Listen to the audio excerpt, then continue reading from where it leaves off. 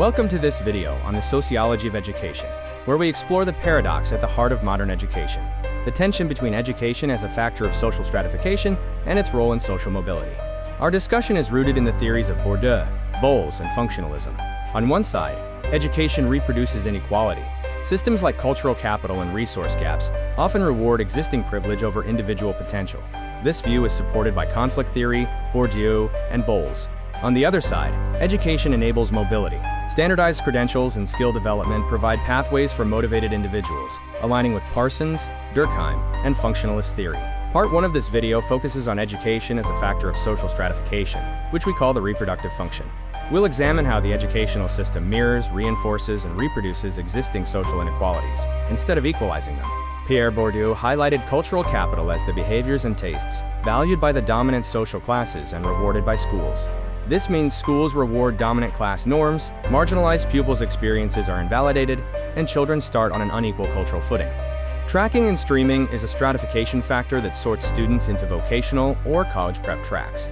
This early academic sorting is rarely neutral, often correlating strongly with students' socioeconomic backgrounds, locking many into predetermined class trajectories. Resource allocation also contributes to stratification. There's a 58% gap in per-student spending between wealthy and low-income districts. This disparity means under-resourced schools often lack adequate facilities, exacerbating inequalities.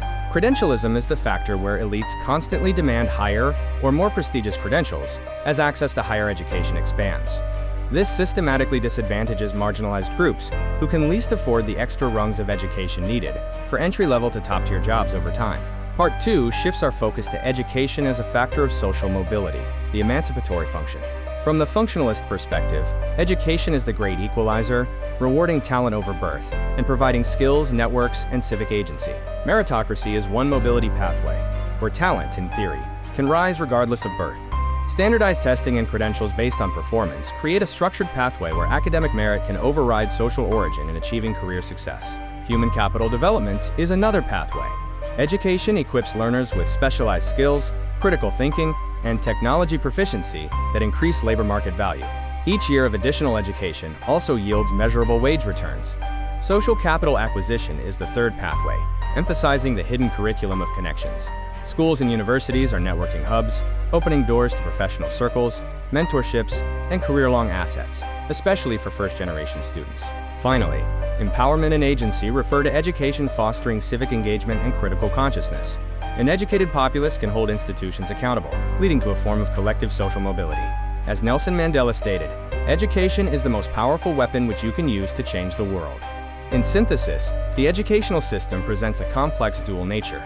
Mechanisms like cultural capital and tracking enforce stratification, while simultaneously, these systems enable mobility through exposure, specialization, and skill acquisition.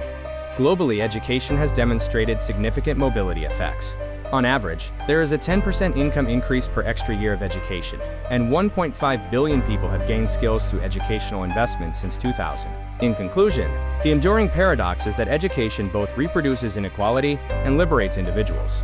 The key policy challenge is to amplify the liberating functions of meritocracy and human capital while dismantling the mechanisms that reproduce privilege, like resource gaps and credentialism.